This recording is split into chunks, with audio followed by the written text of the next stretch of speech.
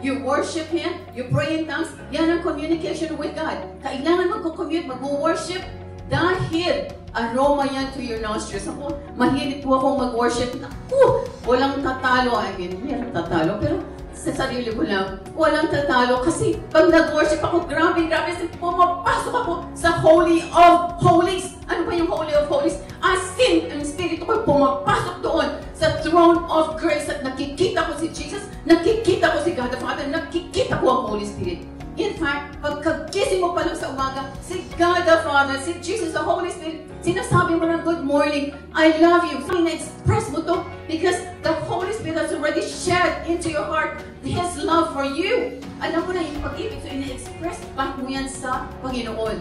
The whole day, sa lahat ng mga problema mo, lahat ng challenges mo, you get Him involved. And because of that, puro answered prayer. Amen? Sabi niya, He became poor. Jesus was God. Jesus was rich. He created everything. Lahat ng gold, lahat ng precious stones, kinreate ni God. And ano nangyari? He became poor. Bakit? Kasi when He died on the cross and resurrected back to life, there was a divine exchange that took place on the cross. Kinuha niya yung kahirapan mo at ibinigay niya ang kayamanan niya. Ganyan po ang ibig sabihin niyan. Maliwanag ba sa sikat ng buwan? Karoon siya ng poverty para tayo ay yumaman. So there's no reason bakit isa man dito ay maghihirap sa pera dahil hindi yan ang will ni God for all of us. Nakita niyo kung paano niyang pakinayaman ang kanyang mga chosen people. Never naging question ang pera sa kanila. Bakit dito sa New Testament, we even have a better covenant, tapos naghihirap ang maraming pastor, naghihirap ang maraming anak niya, nagkakasakit, namamatay ang mga anak niya. Bakit? Dahil kulang tayo sa kaalaman. Sa lahat ng bagay, magpo-prosper ka at magkakaroon ka ng divine health and healing. Walang problema sa sakit. Naku, wala po akong kasakit-sakit. Excuse me, hindi natin tinatanggap yan. Tutusok lang dyan. Naku, in Jesus' name, I command you to leave my body. Ganyan ka. Sabi nga po ni Bishop, may labanan yan. Amen? Eternal life does not begin when you pass away. Eternal life starts now. We would like to thank the friends and partners of Terry Chang Ministries.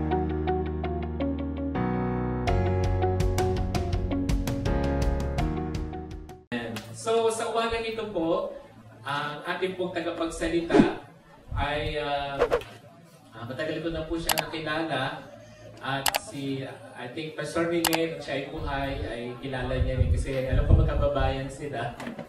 And Pastor pero nakakatuwa kasi kahit na ano man ang nangyari, ay andito pa rin, nagpapatuloy. At yung ating tagapagsalita po sa umagang ito ay nagkaroon po ng malaking part sa life ko kung bakit po ako nagpapatuloy sa paglilingkod. Marami rin po akong ups and downs in my life. Pero every time na napapanood ko siya, every time na since nakilala ko siya, ay lagi akong, there's a challenge in my life na, ba't ako susuko? Dapat ang kaaway ang sumuko. So kasi lagi ko narinig sa kanya yung talagang authority talaga na bilang mga anak ng Diyos, laging lalaban. Kaya all the way to my journey na nag-asawa ako, never stop serving God. I never stop talaga na kahit na dumating man ako sa mga pagsubok, pero laban pa rin. Kaya nakita ko, the Lord is talagang kapag lumalaban ka nandyan. Kaya yung ating tagapagsalita sa umagang ito ay talagang nakaka-challenge yung life na talagang paano siya talaga sumumat, paano siya talaga ginamit ng Lord. Even this time na talagang nasa TV, may station na siya talaga, o may signal kayo, mapapanood niyo. So, talagang, ako kasi wala kaming signal, pero I always, doon sa mga YouTube na lumalabas talaga pinapanood ko. So, kahit ako I really cry in my heart na sabi ko, Lord, maraming salamat. Talaga nakaka-challenge yung mga ganitong testimony na ginagamit ng Panginoon na sa panahon natin talagang dapat lumaban tayo. So, sa oras na ito, hindi ko na po pahabain. I just welcome Pastora Terry Chang. Please speak with us this morning. Magandang umaga po sa inyong lahat. Kumusta po kayo? First of all, I would like to thank Pastor Bishop Noel for having given me this great privilege to share God's word with all of you. At talaga po yung totoo yung sinabi niya, matagal na namin siyang kilala. And it's been a great blessing to me and my husband. At saka, papasalamat din po ako dito kay Yoli. Ito yung aking dating secretary. Siya po ang nag-arrange, nag-coordinate para magkaroon ako ng opportunity mag-speak dito. At dito sa family ko na nagsusupport ngayon, ayan. Ang nagkagandahan po sila, nasa harapan, si Pamela, si Olive, si Chris, si Neil, at saka si Angie, si Suzette, si Basha. Amen. Ayan, dami po nila ang nagsusupport. Okay. So, ayan, meron pala tayong TV dito, ay monitor. Ayan, pwede po ba tayong tumayo for the reading of God's Word? Ayan, reading from 3 John 1:2. Beloved, I pray that you may prosper in all things and be in health just as your soul prospers. Mag-pray po tayo. Heavenly Father, we praise you, we magnify you, we glorify you. All that you are is glorious, deserving of all praise and honor and glory and majesty. Father, we want to declare this morning that you are our God, that you are the only one and true God. There is no other God but you.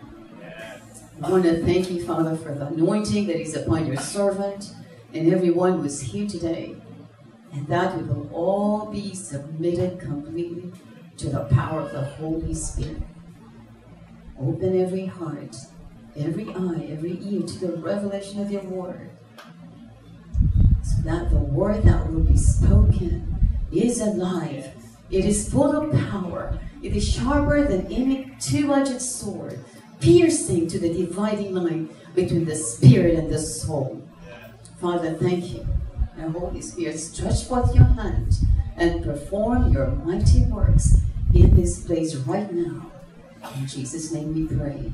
Amen. Amen. Ito tayo. Ayan.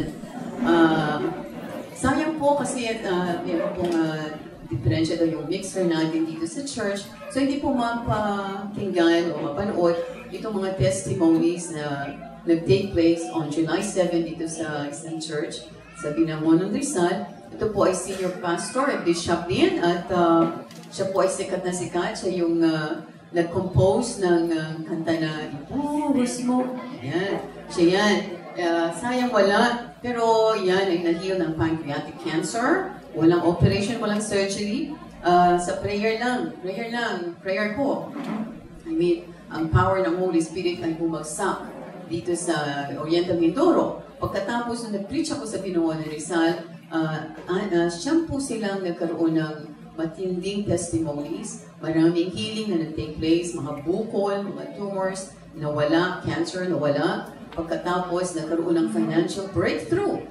At nagkaroon sila ng pera, nagkaroon ng projects, kung ano-ano po ang binigay ng Panginoon. At last Sunday, nag-speak po ako sa Palawan, dito sa El Nido, sa Lord of the Nations Church. At dito, ang dami-dami din pong instant healing. At last year, nag-preach ako doon. At so this year, narinig namin yung mga testimonies. At ito ay mga paborito ng Pilipino. Financial prosperity. For example, yung isang girl, sayang wala, no? Yung isang girl po ay talagang sinunod itong aking tinuro, kumbaga. No? Yung natutunan ko kasi ako may matinding testimony din sa buhay. At ito, within 1 year, nakapagpagawa ng isang bahay. Sabi niya, 2 milyon ang ginastos sa pagpapagawa ng bahay. At hindi niya alam kung saan man lang nanggaling ang mga pera ito. So, kung meron po akong question, sino ba dito ang gustong magkaroon ng financial breakthrough and healing ngayong araw na to? Pwede bang magtaas ng kamay? Naku, it's not good enough kasi merong hindi nagtataas ng kamay. Napaka-importante po na ipapakita natin sa Holy Spirit right now na tayo ay naniniwalang ang kanyang supernatural power ay babagsak dito sa church na to at pagkagalingin ang lahat ng may sakit, bibigyan ng financial breakthrough lahat ng hirap, ang lahat ng may problema sa buhay, maayos dahil sa kanyang power. So itatanong ko po ulit, sino ang gusto na magkaroon ng lahat ng pangako ng Panginoon, lahat ng himala ngayong araw na ito? Amen, amen. So, nagkakaisa po tayo. Napaka-importante niyan kasi po, kung alam natin dito sa Old Testament, si Achan, kilala natin yung buhay ni Achan, di ba? Isa siya sa mga sundalo ni Joshua. Dito, si Joshua ay sumugod sila sa Jericho. Alam po natin yung istorya. Umikot sila for the next 6 days, one time around the city. Pagkatapos on the 7th day, umikot sila ng 7 times. Pagkatapos, itong mga pari o mga priests ay nag-blow ng horn. Tapos si Joshua nag-shout. Pagkatapos sumigaw lahat ng tao at kumuho ang walls ng Jericho. Ibig sabihin na karoon sila ng access dito sa mga fortified city na to, napatay nila lahat ang dapat patayin, mga bata, matanda, pati yung mga kalaban nilang mga higante, pagkatapos nakuha nila yung spoils of war. Ibig sabihin, nakuha nila yung ginto, nakuha nila yung pila, nakuha nila lahat ng mga importanteng mga bagay doon, katulad ng mga mamahaling damit. Ngunit may utos si God. Ang sabi niya, first fruit yan, huwag gagalawin. So, kung tayo naintindihan natin kung gaano ka-importanting mag-obey sa salita ng Diyos para magkaroon tayo ng breakthrough, ay gagawin natin. For example, sabi niya, ay walang gagalaw, ito ay first fruit, mapapasok sa treasury ng Panginoon. Ngunit anong ginawa? Isang gabi si Achan, isa sa mga sundalo, pumunta dito sa Jericho, kumuha siya ng gold, kumuha siya ng silver, kumuha siya ng clothing. At ito ay binaon niya sa ilalim ng lupa dito sa kanyang tiyan. Pagkatapos ito si Joshua at yung kanyang mga army, lalaban sila dito sa isang napakaliit na nation na tawag ay, o city ang tawag dito is Ai. Napakaliit, kayang-kaya nilang talunin. Ngunit sila ay natalo dahil nawala ang favor ng Panginoon. Bakit? Kasi may isang tao hindi sumunod sa kanya. Napaka-importante ng with one accord, makikita po natin mamaya kung gaano ka-importante magkakaisa ang bawat miyembro ng congregation. So, ano nangyari? Si Achan, super, tinuro ni Lord, ang kanyang mga hayop, mga animals, ang kanyang mga anak, lahat ng possessions niya ay inilantan. Pagkatapos sila ay pinagbabato at pinatay at sinunog. Amen. So, pagkatapos doon, victory, puro victory na ang si Joshua at ang kanyang mga armies. Amen. Hanggang naposes sila ang promised land. Okay, ito po yung ating 3 keys on how to prosper and be in health. Yan po kasi ang topic natin is how to prosper and be in health. Ito yung 3 keys. Know Jesus, plant a consistent seed, receive the anointing. Mamaya yung anointing, i-impart ko sa inyo. At makikita nyo po na ang Holy Spirit hindi nagbibiro. Kapag talagang hinangad natin yan, sabihin ko, kahit cancer, kahit mamamatay ka na, marami kang utang, gusto mong mabayaran yan, naku, walang imposible sa ating Panginoon. Amen? Amen. Okay. Tingnan po natin, totoo ba talaga na pinaprosper ng Panginoon ang kanyang mga anak? In Psalms 35 verse 27, ang sabi, let them shout for joy and be glad, who favor my righteous cause. Let them say continually, let the Lord be magnified, who has pleasure in the prosperity of His children. So, totoo po pala, ang Panginoon nagdi-delight in the prosperity of His children. Gusto niyang makita, nagpo-prosper ang kanyang mga anak. But, mayroong mga sinasabi dito, kailangan shout for joy, kailangan mag-rejoice, kailangan magalak, kailangan matuwa. Hindi ka pwede, even amidst for example, may cancer ka, 4th stage, metastasize na all over your body. Ikaw ngayon ay malungkot, ikaw ay naglulugoy, ikaw nag-iiyak. That is not the way to receive healing. You will never get healed kung ganyan. If you want supernatural healing, hindi ka mahihil sa ganyan. Baon na baon ka sa utang, gusto mong mabayaran yan. You cannot afford to worry, hindi ka pwedeng mag-fear because ang sabi ni Lord, ayan, let them shout for joy and be glad. Yan. Yan ang gagawin natin. Amen? Okay, tingnan po na, Proverbs 28:25. He who trusts in the Lord will prosper. So, kailangan magtitiwala tayo. Itong tiwala ito, mahirap kunin. Kaya yan ang pag-aaralan natin. Paano ba tayo talagang magtiwala sa Kanya? For example, sa isa again, may cancer at nakikita mo, in pain ka na. Or lumalaki yung bukol. O sinasabi ng doctor, you have 3 months to live. Paano ka magtitiwala sa Panginoon? Psalms 37 verse 7, rest in the Lord and wait patiently for Him. Do not fret because of him who prospers in his way. So we can prosper in his way. Pero ano sinasabi? Pagkatapos mo mag-rejoice, pagkatapos mo magsaya, pagkatapos mo mag-celebrate sa victory mo kahit hindi mo pa yan nakikita? Anong sabi niya? You rest. Ayan, magpapahinga ka and wait patiently. Yan. Dito sa resting, hindi ka mag-iisip na, naku, ito sinabi ng Dr. 3 months, kailangan magplano na ako ng funeral. Once you think, kaya yung problema natin is our soul, itong pag-iisip na to, yan ang number one na problem ng tao, kung bakit hindi niya nakukuha yung mga pinangako blessings ng Panginoon. Because nag-iisip. Amen. Nag-iisip siya. At ang iniisip niya ay yung hindi angkop sa salita ng Diyos. Amen. So, sabi niya, "Oh Lord, I pray, please let your ear be attentive to the prayer of your servant and to the prayer of your servants who desire to fear your name, and let your servant prosper this day." Nako! You can prosper this day. Katulad ng mga sinabi kong testimonies, you can have your financial breakthrough this day. You can have your healing this day. Anong sabi rito?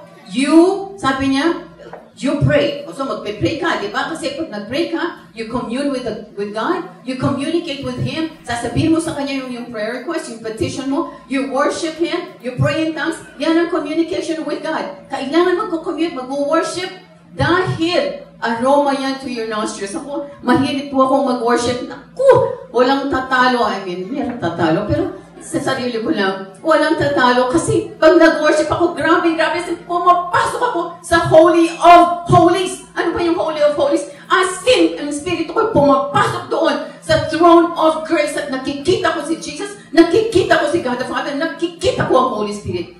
And because of that, puro answered prayer. Amen? Yan po hindi pinapaniwalaan. Meron akong intercessors because we have a TV ministry. So meron kaming mga intercessors at nangunguna na po siya ng mother ko who's 93 years old. Nakita nyo? Nagpe-pray ito sa mga viewers namin sa TVN, sa mga nagpapadala ng mga prayer requests.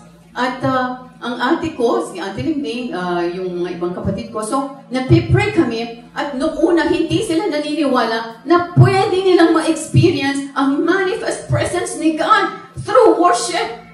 So ngayon, naniwala sila kasi all of a sudden, naku, sabi ng mother ko, naku, nakita ko yung sarili ko, nandun ang ulo ko, nasa lap ni God the Father. Tapos nag-iiyak ang mother ko. Something like this. Alam mo, isang ganyan lang, pag hindi ka nagka-breakthrough, hindi ko na lang alam. Amen? Kung araw-araw, sino kaya ang papansinin ni God? Pag ako'y nag-worship, sino yung nag-worship na yun? It is aroma to God's nostrils. Di ako ang papansinin niya. So kung gusto nyo mapansin kayo talaga ni God, kayo'y mag-worship. Amen? Amen. 3 John 2. Sabi niya, 3 John 1:2, "Beloved, I pray that you may prosper in all things and be in health." So, possible palang mag-prosper tayo in all things. So, otherwise, hindi yan isusulat sa Bible, di ba? Ano po ba yung ibig sabihin ng all things? Ayan ang ating mga blessings na pwedeng makuha. Yung mga all things na yan, financial prosperity, yan. Sino bang gusto ng financial prosperity? Pwede bang magtaas ng kamay?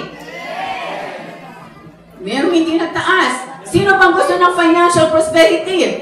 Ayan, binibigyan tayo ng pagkakataon ng Holy Spirit kasi sabi ko nga, mamaya papaliwanag ko ano yung with one accord. Financial prosperity, sinabi sa 2 Corinthians 8:9, ayan. "For you know the grace of our Lord Jesus Christ, that though He was rich, yet for your sakes He became poor, that you through His poverty might become rich." Anong ibig sabihin? Tingnan po natin. Sabi niya, He became poor. Jesus was God. Jesus was rich. He created everything. Lahat ng gold, lahat ng precious stones, kinreate ni Jesus. Di ba? Kinreate siya ni God.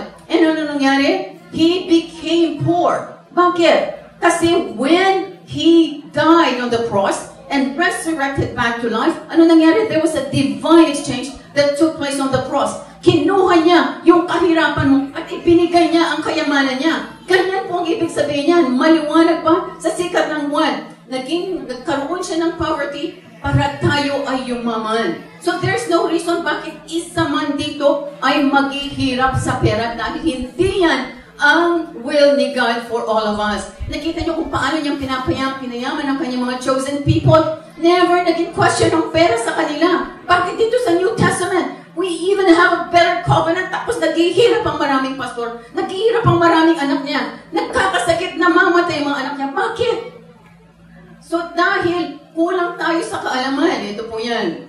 Godly wisdom. Kailangan po natin ng wisdom para alam natin what to do exactly in every situation. Kailangan yung Diyos na may solution ni God sa iyong problema. Ano ba ang pinakamaganda sa problema mo para malutas supernaturally? Tapos peace and fullness of joy. Kung ikaw nag-aalala, ikaw natatakot, ibig sabihin ay hindi ka naniniwala sa Kanya kasi ba't ikaw natatakot?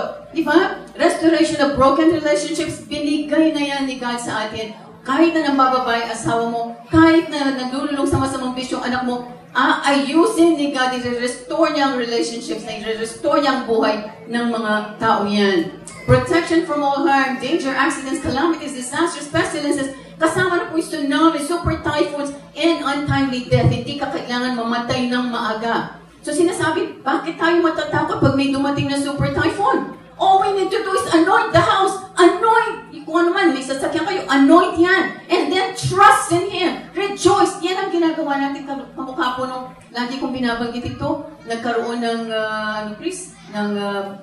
ondoy dito sa, sa Cainta area noon. Ang daming namatay. Thousands. Pero yung bahay ng kapatid ko, hindi pumasok ang tubig. Whereas sa subdivision, bumaha sila. Tapos natanga yung mga awnings nila. So, bakit nangyari yun? Kasi 3 days before, sabi kay Chris, merong super typhoon daw. Sabi ko, mag-anoint ka na ng oil. So, nag-anoint siya, naprotektahan ang lahat ng possessions ng kapatid ko. Amen? So, yan po laging gagawin natin. Hindi tayo kailangang matakot. Deliverance from all bondages. Ministry of Angels. Kailangan alam natin kung paano i-commission ang mga angels para makatulong. They were created to serve us. They minister to us and they give us the desires of our hearts. Sabi sa Psalms 103 verse 20, the angels hearken to the voice of the Word of God. In other words, hindi sila makikinig ng kahit anong salita. Ang pagkikinggan lang nila ay ang salita ng Diyos. So alam niyo ba kung anong salita ang dapat yung sabihin kapag kayo namang problema? Doon lang makakakilos ang mga angels. Amen. Divine health and healing, kasama po yan. Yung mga maraming nagkakaroon ng sakit, ang naniniwala sila ay mamamatay, hindi na sila gagaling. So, a long life that satisfies and eternal life. Alam na po natin yan, eternal life does not begin when you pass away or when you get raptured. Eternal life starts now. As you get born again, yan po ang eternal life. Bakit? Ano sabi sa John 17:3? And this is eternal life, that they may know you, the only true God, and Jesus Christ, whom you have sent. From the Greek word, ginosko, which means to know. Anong ibig sabihin ng ginosko? To know is from the Greek word ginosko, meaning intimate relationship. Kung wala kayo niyan, talo na kayo. Kasi dito sa intimacy with God the Father, dito pumapasok ang anointing. Dito na-release, dito na-impart ang supernatural power. Kung ikaw hindi pumapasok sa dwelling place, sabi niya, He who dwells in the secret place of the Most High God shall abide under the shadow of the Almighty. Itong shadow na to, yan ang protection mo. Yan ang anointing, yan ang power. Kung wala kang intimacy, wala. So yung mga tao na gusto mag-pray na, okay, mag-pray ako today, pero bukas hindi na mag-pray. The following day, mag-pray. Next Sunday, hindi na, etc. Sorry, hindi ganyan. Parang ikaw nagpapartake ng physical food, ganyan din ang spiritual food. In fact, pagkagising mo pa lang sa umaga, si God the Father, si Jesus, the Holy Spirit, sinasabi mo ng good morning, I love you. Sinasabi na express mo to because the Holy Spirit has already shed into your heart His love for you. Alam mo na yung pag-ibig, so ina-express back mo yan sa Panginoon. So sabihin mo man, the whole day, sa lahat ng mga problema mo, lahat ng challenges mo, you get Him involved. Ako, pati, halimbawa, magsa-shower ako, nagpapasalamat na ako sa Panginoon. Lord, salamat po dito sa hot water. Kasi sa Africa, wala na nga silang tubig. Yung tubig pa nila may uod. Paano hindi ka magpapasalamat? Di ba? So lahat ng bagay, magpapasalamat tayo. Dahil pag nagpapasalamat tayo, lalong nai-infuse yung mga blessings niya sa atin. Amen. Amen. So, yan ang sinasabi kung paano tayo mag-pray. Sabi niya, but you, when you pray, go into your room. So, papasok ka sa kwarto mo. Ito po yung dito ko na papasok ang Holy of Holies. When I am with God, I become one with Him. Kami ng dalawa na lang. Bakit? Sabi niya, go into your room and when you have shut your door. So isasara mo yung pinto, ako nilalak ko yung pinto. Naglalagay pa ako ng do not disturb sign. Kasi alam dapat ng household ko, mga helpers ko, husband ko, mga anak ko, na bawal silang kumatok sa pintong yan when I am doing my fellowship with God. Kasi kaming dalawa lang ni God dito. Amen? Walang ibang kasama. Kaya nga sinabi dito, yung ginosko also denotes sexual relationship. Ang sexual relationship is the most intimate act that any two people can do together. Tama po ba? Kasi kayo lang dalawa ang nakakaalam nito, hindi mo isi-share yan, nandun ka sa bedroom mo, hindi mo isi-share sa anak mo o sa magulang mo o kahit kanino. Ganyan din si God, but in prayer, but in worship, hindi yung sex kasi ang sex is for human beings lang, hindi spirit to spirit. God the Father is a spirit, and I am a spirit, kaya ako pwedeng mag-communicate sa Kanya. Amen? Okay. Yan, nag-amen. Sino nag-amen na yun? So sabi pa niya, you have shut the door, pray to your Father who is in the secret place, and your Father who sees you in secret will reward you openly. Kaya daming reward niyan. Kapag ikaw pumapasok sa secret place, dito mo mararamdaman na talagang totoo ang Diyos, na talagang mahal na mahal ka niya, na ibibigay niya lahat ang pangakong pinangako niya dito sa salita niya. Amen? Amen. Yan. So all these things, ito pong binanggit kong mga blessings na yan, incorporated in the word grace. Ang grace, alam natin, unmerited favor, unearned, undeserved favor. Ibig sabihin, wala kang ginawa. Hindi mo dinideserve yan. Ginawa lang ni God yan dahil mahal ka niya. Amen? Nagkakaintindihan po tayo. Kaya sinasabi, it is not of works. Ephesians 2:8. For by grace you have been saved through faith, and that not of yourselves, it is a gift of God. So, gift niya yan. So, balik po tayo dito sa first part ng Ephesians 2:8. Dalawang ingredients to receive blessings from God. Kasi sabi, for by grace, you've been saved through faith. Yung the word saved comes from the Greek word sozo. At ito ay, nandito yung grace, yung lahat ng pangako ng Panginoon. But there are two ingredients. One is, sabi niya, for by grace. Tapos na to, ginawa na ni Jesus. It is already done, di ba? Binigay na sa atin ang lahat ng mga blessings. Bishop, pwede po bang magtatanong ako ng questions o hindi? Pwede? Kasi gusto ko pong magbigay ng mga premyo. Kaya lang mukhang masyado kayo mga seryoso. Hindi katulad dun sa, like panahon, ine-expect na nila talaga na makakatanggap sila ng premyo. Like for example, nagbigay po ako ng isang question, hindi nila masagot-sagot. Umabot ng, magkano nil? Yung umabot, 7,000. Walang nakakuha! Samantalang maliwanag na maliwanag. Nasa harap nila. Na yung sagot. Amen. Gusto niyo po bang magtanong ako para may makakuha ang premyo dito? Amen. Ayan. Ako gusto kong mag-bless. Gusto ko lang malaman kung talagang mga magagaling sa scripture. Itong mga members ng church dito. Kasama din po yung mga pastor. Pwede po kayong mag-join dito. Amen. Okay. So, for by grace you've been saved through faith. So, grace done till yan. Tapos na yan. Accomplished by Jesus. It is finished, sabi niya. But, merong faith. Ang faith is very, very important. Sabi, without faith, you can't please God. Pero bakit importante ang faith? Kasi ang faith, ang nag-appropriate, yan ang nag-convert, kumbaga, ng spiritual blessings para maging physical blessings. In other words, spiritual, hindi mo nakikita, pagkatapos magiging physical, nakikita mo na. So, very, very important ang faith. Amen. Okay. So, blessed be the God and the Father of our Lord Jesus Christ, who has blessed us with all spiritual blessings in the heavenly places in Christ. So sabi niya, dito, who has blessed us, binigay na sa atin. Tapos na. Tama po ba? Tapos na. Tapos, with all spiritual blessings. Ayan. With all spiritual blessings. Tama po ba? Ano yung mga spiritual blessings? Lahat ng sinabi ko sa inyo kanina, kung hindi nyo pa nare-receive yan, puro spiritual yan. Hindi ibig sabihin hindi totoo. Ano bang ibig sabihin ng spiritual 200 pesos? Oh, walang sumasagot. Magtaas ang kamay. Ayan, yes. So, anong ibig sabihin ng spiritual? Ha? Ayan, ito yung microphone darating. Kasi kailangan po, ito po ay papalabas namin sa TV, kaya kung hindi kayo nakasagot, ay papalakpakan lang kayo sa TV kasi marami akong hindi talaga nakakasagot. Amen.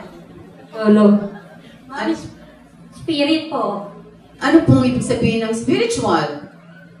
Yeah, from the word spirit, pero anong ibig sabihin ng spiritual? Okay, 400 pesos, ayaw sa 200, so gawin natin 400. Sino ang gustong sumagot? Amen. Naku, may 400 dali. Sagot. Naku. Anong ibig sabihin ng spiritual? Heavenly. Heavenly? Heavenly places. Heavenly po bang sinabi? Hindi po. Spiritual. Blessings in the heavenly places in Christ. Yeah, pero ano pong ibig sabihin ng spiritual? Very important kasi kailangan maintindihan natin. Spiritual, ayan. Spiritual blessings. Ano ibig sabihin ng spiritual? Kasi yan, kung physical yan, ay nakikita na natin. Pero kung spiritual ay... It's the gift of the Holy Spirit. Galatians 5:22. Ano po yung sagot? It's the gift of the Holy Spirit. Yung si Pastora, nakuha na niya. God is Spirit, so He blesses us with the spiritual blessings. O ano nga po ba ibig sabihin ng spirit? Hindi nakikita! Hindi kaya kasi namin ko, physical, nakikita, spiritual, di nakikita. Amen, amen. Amen. Meron tayong 400 dito. Yan, ganado, Holy Spirit. Diba? Sasagot ha? Amen. Sabi niya, all spiritual blessings in the heavenly places in Christ. So itong blessings na to, hindi natin nakikita. Pero hindi ibig sabihin, hindi sila totoo. So, kung totoo, ito yung question ko na umabot ng 7,000. So, titingnan natin kung masasagot nyo to. Kung totoo nga na may spiritual blessings, at ito ay binigay niya, nakita niyo po, who has blessed us. Tapos na, binigay na sa atin. Tapos itong mga blessings na ito ay galing sa heaven, kaya, di ba sa heaven, walang umiiyak, walang problema, walang umisakit, walang kahit anong utang doon. Amen. So, at ikaw ay kailangan ma-born again para makuha mo yung mga spiritual blessings na yan. Ibig sabihin in Christ, you have to receive Jesus as your Lord and Savior. So, ang tanong ngayon, sa halagang 500 pesos, mas mataas na brad, saan nakadeposito ngayon yung mga spiritual blessings na yan? Kung totoo yan, nasaan sila? Amen. Kay God po. Ibinigay na sa atin. Wala na kay God yan. Heaven.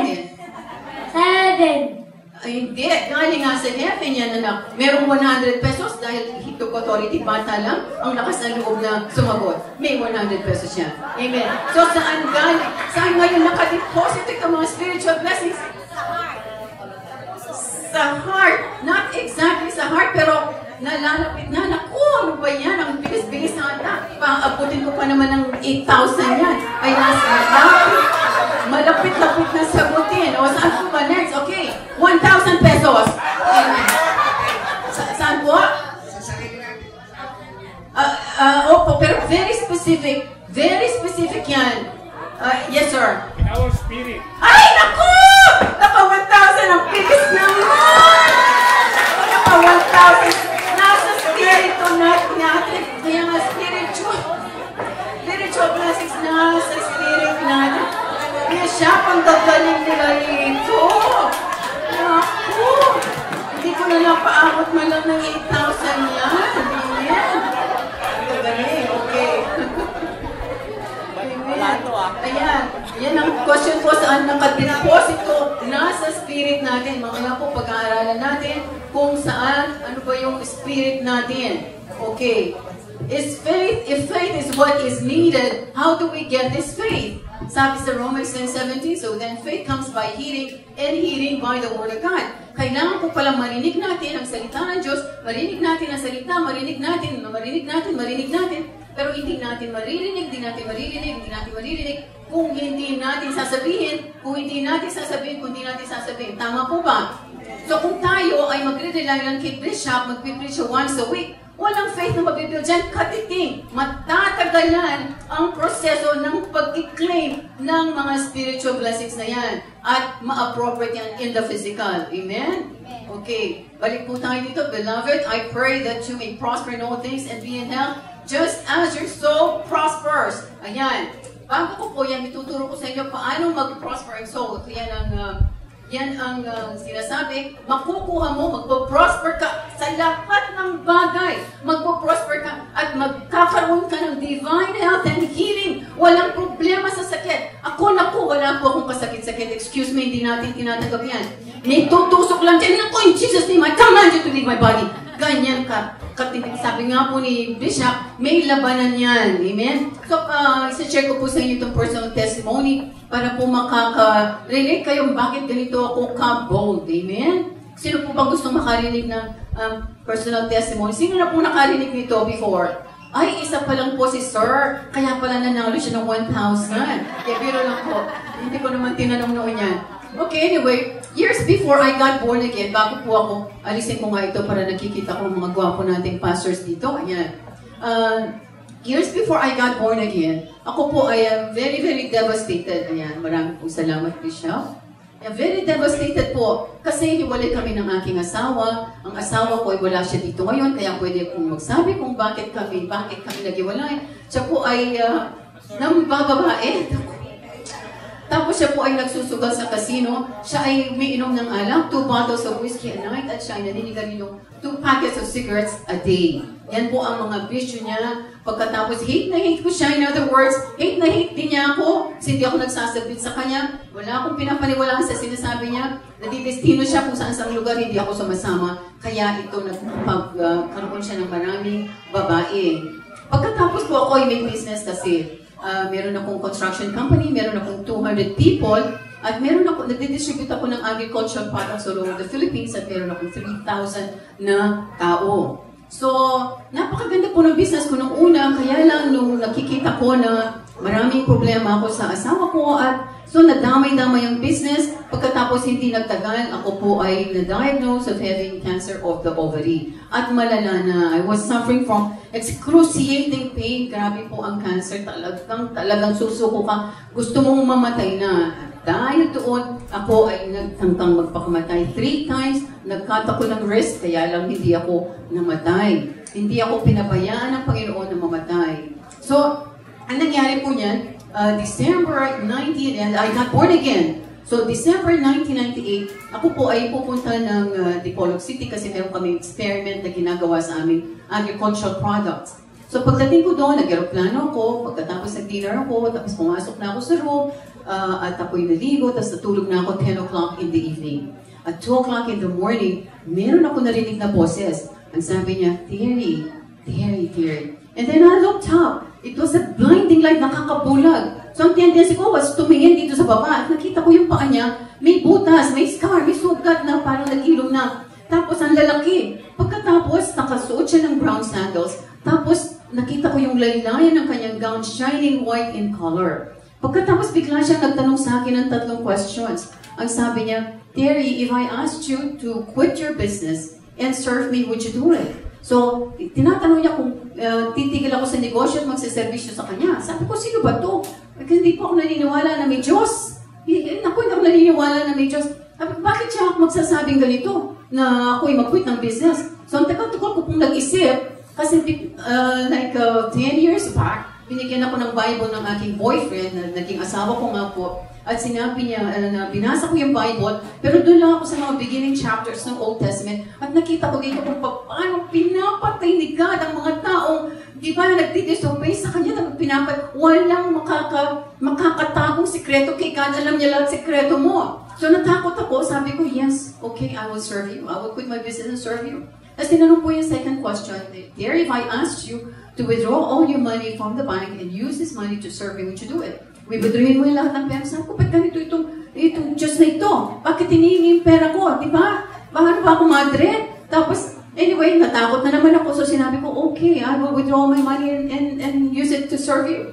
Tapos yung pangatlo pong tanong niya, Terry, if I asked you to sell all your properties and use the proceeds to serve me, would you do it? Sabi ko, pati ba naman ari-arian, wala ka akong ititira ito. Sabi ko, tapos anyway, nag-uupo ako, pero sabi ko, on one condition, these are conjugal properties. Kailangan kumbinsihin mo si Robert kasi sigurado kung hindi papayag ng aking asawa. Amen. So, ang nangyari po, bigla siyang umalis.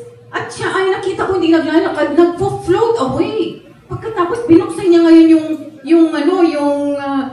hindi niya binuksan yung pinto, dumaan siya sa pinto, he went through the door without opening the door. At dumaan parang ngayon nalaman ko na glorified body pala yun. Pagkatapos ako naman, dahil umalis siya, ako tumayo at tumakbo. Hindi ako makatakbo dito, baka madapa.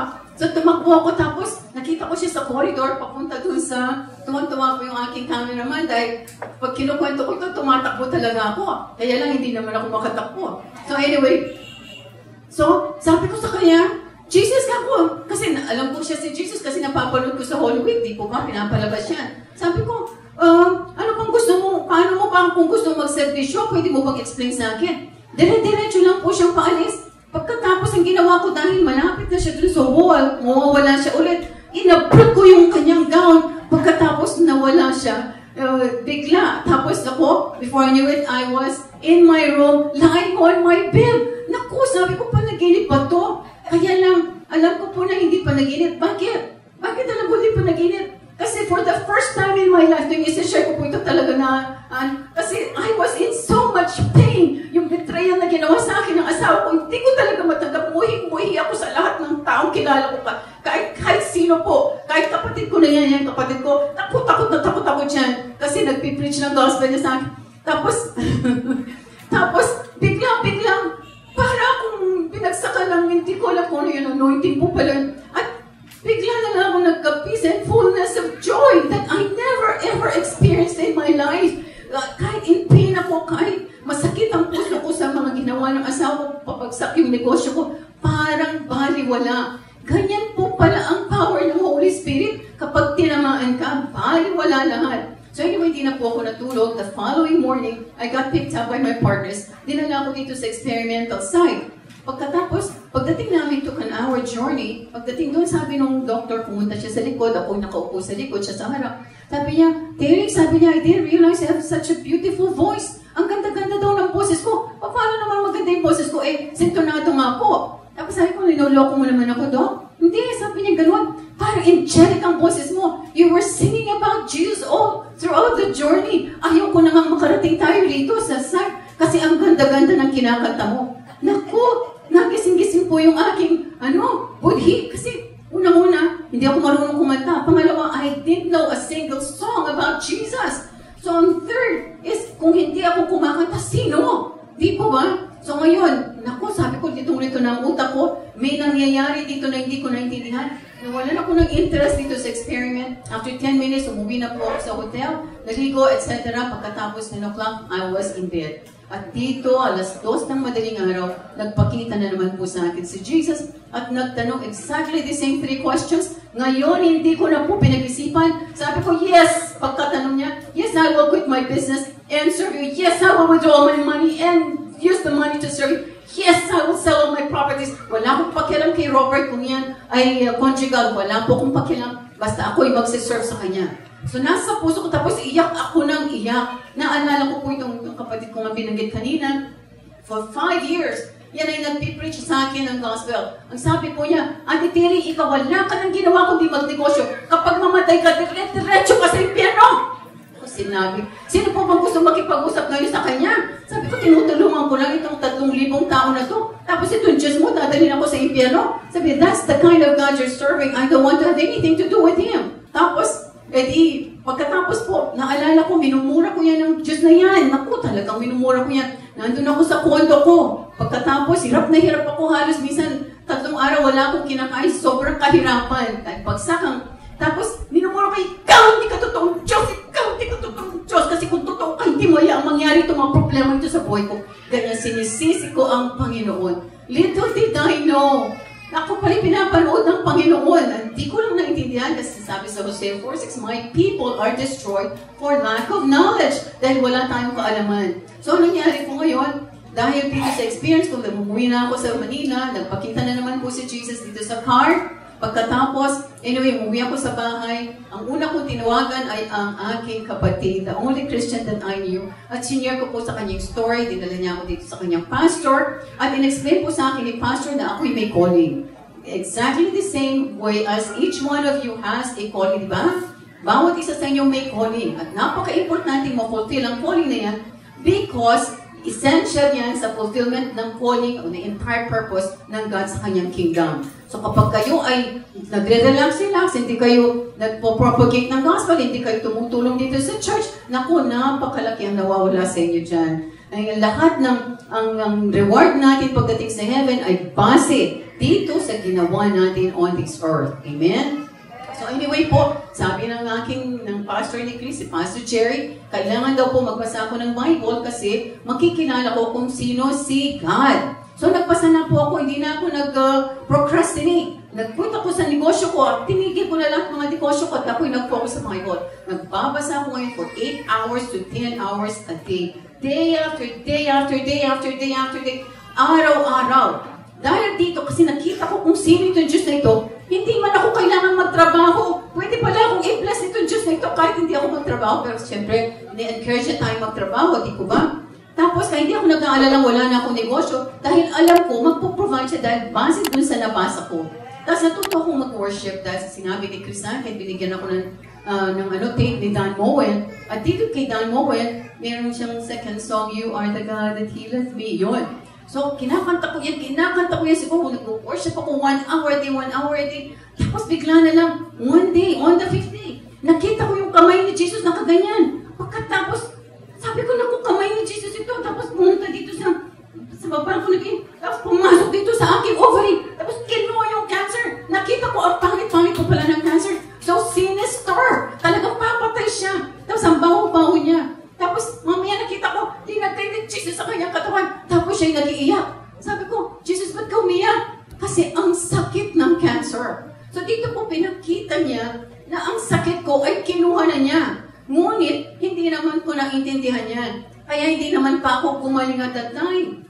Pero pinakita niya, kinuha niya na sa akin ang sakit. So, depende po, may sakit kayo ngayon, naniniwala pa kayong kinuha na niya yan. So, nangyari po dyan, after a few days, narinig ko ito, financial prosperity sa mga gustong yumaman, gustong magka-financial breakthrough. Ito po yung tip ko sa inyo.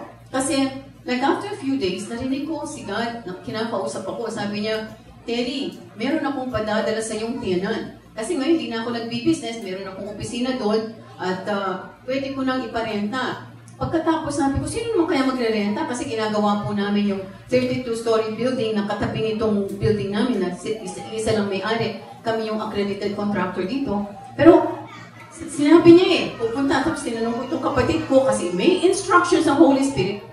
When He wants to bring you to a higher level, merong ibibigay na instructions ng Holy Spirit. This time, ang instruction niya, ang lahat ng gamit ng aking opisina ay dadalhin sa Bulacan. Dahil si Chris ay administrator ng mga properties ng mother ko, ay tinanong ko kung may bakante. So may bakante, na-resolve yung issue.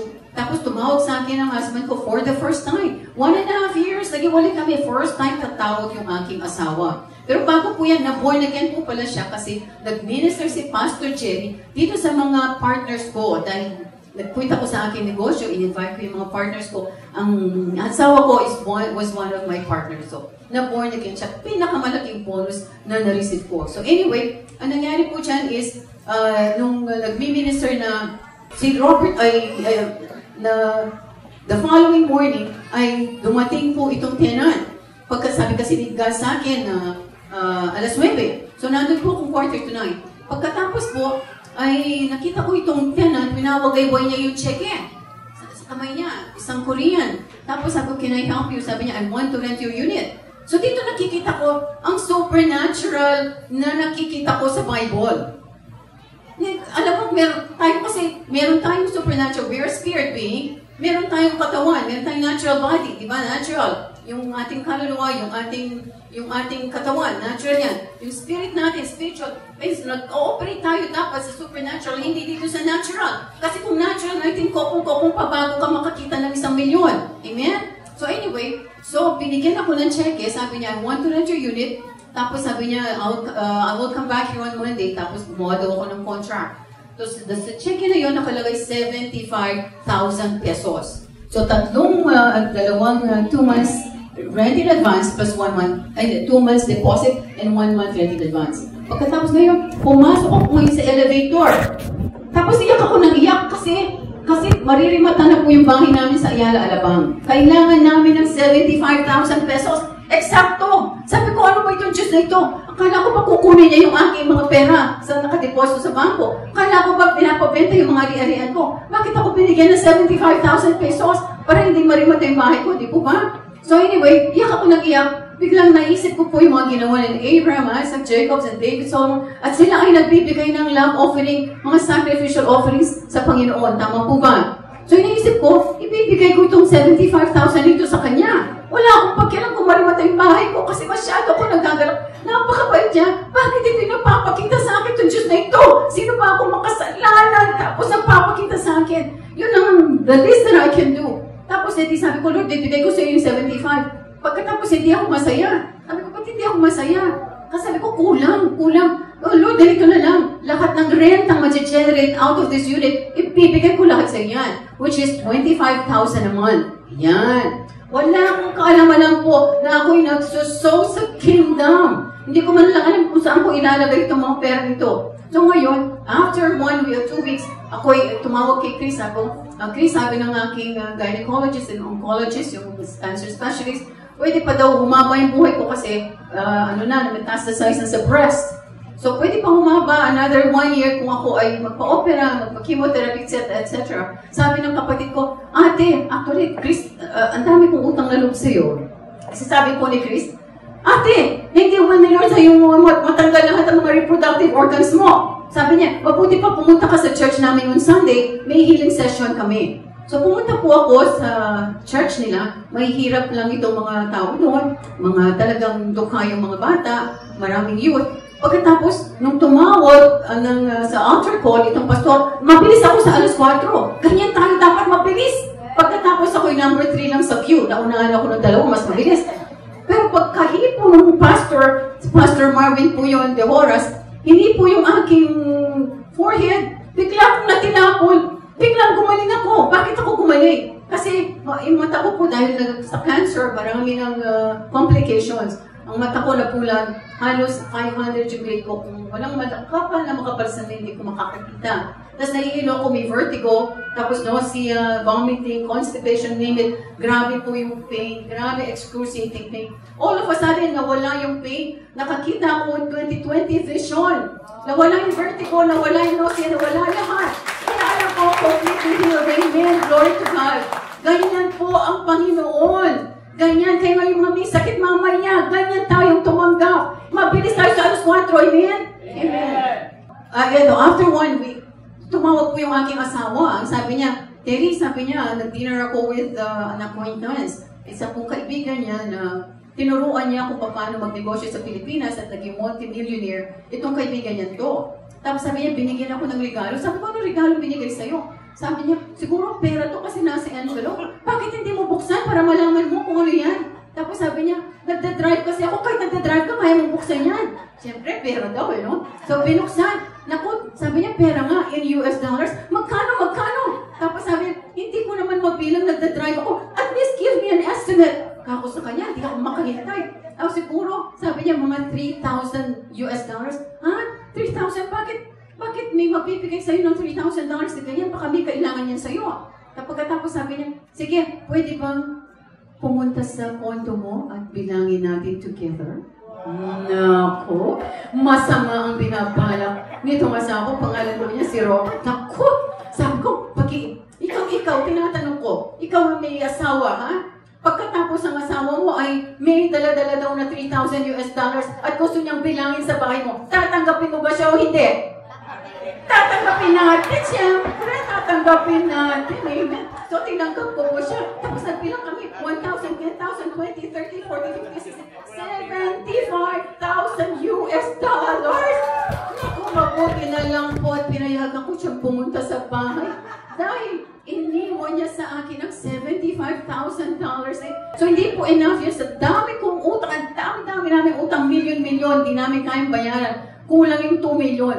Pero masaya-masaya ako dahil talagang naghihimala pala ang Panginoon. Amen? Amen.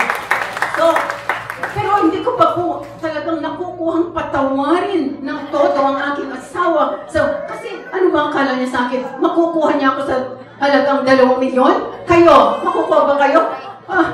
Pero pinag-iisipan ko na. Kasi parang nagkaroon na ng ganyan sa puso ko. Ano? Anyway, after 2 months, ito na ngayon. After 2 months, si Robert, general manager ng isang multinational corporation, at meron siya 6,000 people dito sa export processing zone. At binili ng isang conglomerate yung company niya, at binayaran yung shares niya, at binigyan siya ng napakaraming milyon, sobra-sobrang milyon. Pagkatapos po, ibinigay sa akin lahat ni Robert, itong mga milyon-milyon na ito, naku!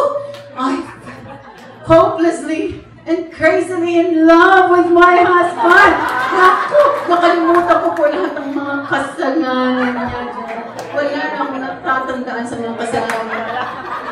Binigay niya lahat. Nagbayad po kami ng lahat ng utang at napakaraming sobra. Nakapag-start ako na mag-business sa aking buhay, sa aking property. Nagkaroon ako ng property development business sa Hong Kong. Nakabili po kami ng maraming bahay. Sa Hong Kong is the most expensive place in the world. Tagal-tagal po nakatira doon. Ni isang maliit na studio, di ako makabili sa sobrang mahal. And all of a sudden, na-born again ako. Within 5 years, nakabili ako ng 10 bahay. Pero yun ang sinasabi ko, supernatural ang pinag-uusapan po natin dito. Kasi kung natural lang, kailan pa ako magkakaroon ng bahay sa Hong Kong, di po ba? So, sino po ba dito ang gustong ma-experience yung na-experience ko? So, dahil dyan, hindi po tayo pwedeng magmamadali umuwi. Pwede po ba? Medyo magtatagal ito kasi I will set up the foundation. At kung iimbitahin ulit ako ni Bishop, mapapagpatuloy po natin yan. Amen? Amen. Okay. So, hi. Si Pastora Terry Cheng po ito. Nawa po ay na-bless kayo sa mensahe ng Panginoon para sa araw na ito dito sa aming programang Living the Blessing ng Terry Cheng Ministries. Ang sabi po sa John 8:32, "You shall know the truth, and the truth shall set you free." Ano po bang ibig sabihin nito? Ibig sabihin nito ay ang salita ng Diyos ay ang tanging makakapagbigay sa atin ng kalayaan. Kalayaan saan? Kalayaan sa lahat ng ating mga problema, kalayaan sa lahat ng ating mga paghihirap, kalayaan sa lahat ng ating mga karamdaman. I can very well, boldly say this to you because I experienced it myself. Alam niyo po, bago ako na born again, hiwalay kami ng asawa ko. Ako po ay baon na baon sa utang, as in milyon-milyon. At ako po ay nakaranas ng isang matinding karamdaman, cancer of the ovary. Wala na pong essence ang aking buhay. I was suicidal. Pero nung tinanggap ko si Jesus as my Lord and Savior, He transformed my life completely. Ni-restore po niya ang aking marriage. Ako na po ang pinakamaligayang may bahay sa balat ng lupa. At binigyan po ako ng Panginoon ng godly wisdom para magkaroon ako ng pera para mabayaran lahat ng aking mga utang at magkaroon ng kapital para sa panibagong negosyo. At higit sa lahat, ako po ay kanyang pinagaling. Walang surgery, walang chemotherapy, walang radiation, walang medication. It was divine healing. Kung ikaw ay may mga problemang katulad ng naranasan ko before, ang kailangan mo ay isang tagapagligtas, isang Savior, at ito ay walang iba kundi si Jesus. Sino si Jesus? Si Jesus ay anak ng Diyos. Siya ay bumaba dito sa lupa. Siya ay nagkatawang tao, naghirap at namatay sa krus. At siya ay nabuhay muli para maisalba ka sa lahat ng iyong mga kasalanan at sa iyong kaparusahan. Kung gusto mo ng kalayaan, tatanggapin mo si Jesus at ililid kita dito sa prayer na to. Kapag binikas mo ito sa iyong bibig at tinanggap mo si Jesus as your Lord and Savior, your life will never be the same again. Dadaloy ang kanyang buhay, ang kanyang presensya sa lahat ng areas ng iyong buhay. So, ipikit mo ang iyong mga mata kung ikaw ito at ililid kita dito sa prayer. And pray it from the heart as if it is your own. Heavenly Father, patawarin niyo po ako sa lahat ng aking mga kasalanan. Marami pong salamat sa pagpapatawad ninyo. Jesus, kailangan kita. Come into my life and be my Lord and Savior. Holy Spirit, change me, mold me, transform me into that person that you designed and created to be. Amen. Ayan, born again Christian ka na. Congratulations! Alam mo, kung patuloy kang manunood at makikinig araw-araw dito sa aming programang Living the Blessing ng Terry Chang Ministries, nakakasigurado akong mararanasan mo lahat ang mga pagpapalang nakasaad sa salita ng Diyos. Tandaan niyo po, mahal ko kayo at mahal kayo ng Panginoon. God bless you.